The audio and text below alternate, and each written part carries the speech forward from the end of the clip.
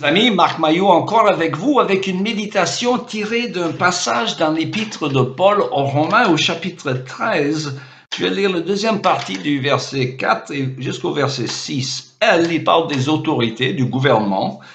Elle est en effet au service de Dieu pour manifester sa colère et punir celui qui fait le mal. C'est pourquoi il est nécessaire de se soumettre à l'autorité, non seulement par peur de la punition, mais surtout par motif de conscience. C'est pour les mêmes raisons que vous devez payer vos impôts. J'arrête la lecture là. Mes amis, c'est le moment de remplir sa feuille des impôts aux États-Unis. J'ai horreur de cette tâche car je suis nul pour les affaires administratives en général. Et la déclaration des impôts aux USA est particulièrement compliquée. En fait, elle contient beaucoup d'ambiguïtés et de questions écrites dans un jargon administratif que je ne comprends pas toujours. Et la possibilité de faire des erreurs par inadvertance est grande. Et cela risque de vous attirer des ennuis avec le fisc américain. Car les erreurs involontaires sont autant punissables que les péchés de malice.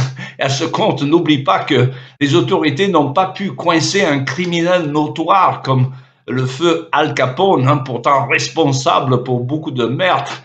Mais c'était le fisc américain qui a fini par l'arrêter pour fraude fiscale. On va comprendre. Alors, que dit la Bible au sujet des impôts? D'après le verset que nous avons lu dans l'Épître aux Romains, nous devons payer les impôts.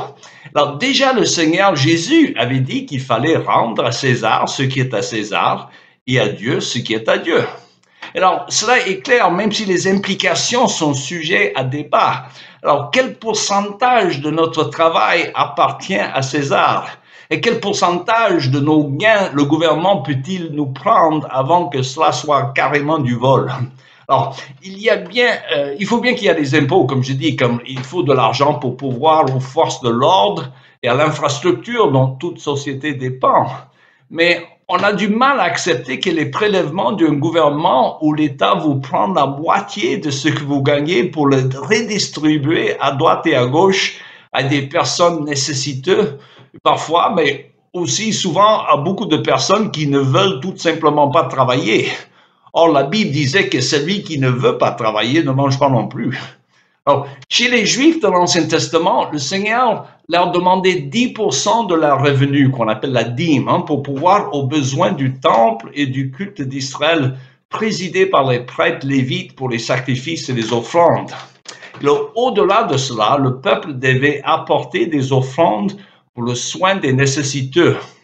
Dieu leur avait dit dans le Deutéronome, au chapitre 15, verset 10, de ne pas fermer leurs mains à ceux qui étaient dans le besoin et que Dieu les bénirait pour leur fidélité à ce commandement. Alors, normalement, c'était quand même le travail de chaque individu qui devrait pourvoir à ses besoins et à ceux de sa famille. Alors, pour les chrétiens attachés à l'Église, il y a le ministère diaconal qui, géré par des hommes de discernement, doit pourvoir aux besoins des nécessiteux de l'Église et même au-delà de la communauté des croyants. Mais à défaut de la charité chrétienne ou l'entraide volontaire, on est réduit à un système où le gouvernement prélève des sommes de plus en plus importantes par la contrainte des impôts, souvent bien au-delà de 10%.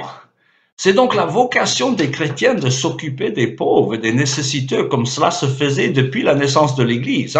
Presque tous les hôpitaux, les orphelinats en Occident christianisé étaient d'inspiration chrétienne. Et d'ailleurs, le feu président américain Reagan disait que si tous les gens aux USA qui se disaient chrétiens pratiquaient la dîme, il n'y aurait pas besoin d'un système de sécurité sociale. Mais à mesure que la foi baisse, la charité baisse aussi. D'où la nécessité que le gouvernement intervienne. Combien ou quel pourcentage le gouvernement a-t-il le droit de prendre avant que cela soit du vol? La Bible n'en dit rien. Alors, ce qui est clair, c'est le fait d'avoir des taux d'imposition si hauts encourage la fraude fiscale. Or, il y a beaucoup d'immigrés qui entrent légalement comme illégalement aux États-Unis chaque jour. Et quand on les interroge sur les raisons pour lesquelles ils seraient venus aux États-Unis, beaucoup vous diront qu'ils n'aimaient pas travailler pour le gouvernement chez eux où les autorités leur prenaient trop de leurs gains. Alors, à force d'être trop taxés, ceux qui produisent la richesse finissent par quitter le pays. Au lieu de la richesse imparfaitement répartie, on finit souvent avec la misère bien repartie, comme c'est le cas pour certains pays comme le Venezuela, pour ne citer que cet exemple.